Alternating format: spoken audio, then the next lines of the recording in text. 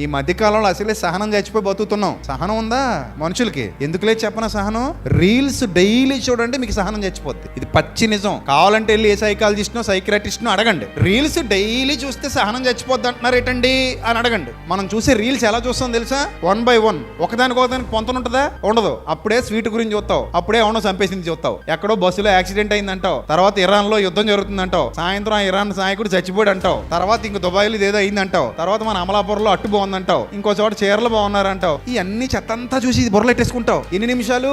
నిమిషం. ఓపిక పట్టలేకపోతున్నావు. ఏమైనా కొంచెం దీర్ఘంగా ఉన్న వీడియో వచ్చింది అనుకో, ఇది చూడలేమండి, చాలా పెద్దది ఉంది, ఇంతసేపు వినే ఓపిక మాకు లేదండి, దాన్ని జరిపేస్తుంటావు. ఇది డైలీ చేస్తే మైండ్ ఏమంటది తెలుసా?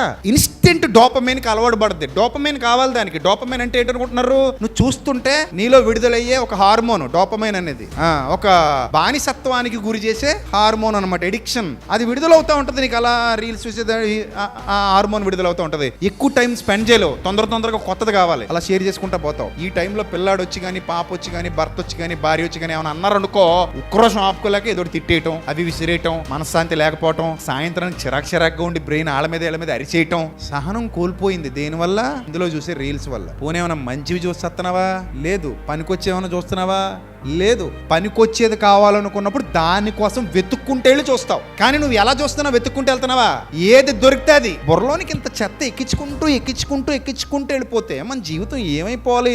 ఇది మెదడా లేకపోతే ఏమైనా డస్ట్బిన్నా? ఏంటిది మెదడు?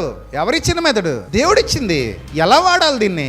అందంగా వాడాలి, పనికొచ్చేదానికి వాడాలి. నీ సీక్రెట్ లాకర్లో బంగారం పెట్టుకునే డబ్బాలో అన్ని బంగారమే పెడతావుగా. ఓ పక్క బంగారం ఉంటుందండి, ఓ పక్క పాడైపోయిన ఉల్లిపాయలు ఉంటాయి, ఓ పక్కనేమో తొక్క చెక్కేసిన బీరకాయ తొక్కలు ఉంటాయి అని చెప్తావా? అలాగుంటాయా? బీరువాలో విలువైన వస్తువులు ఉన్న చోట ఏముండాలి?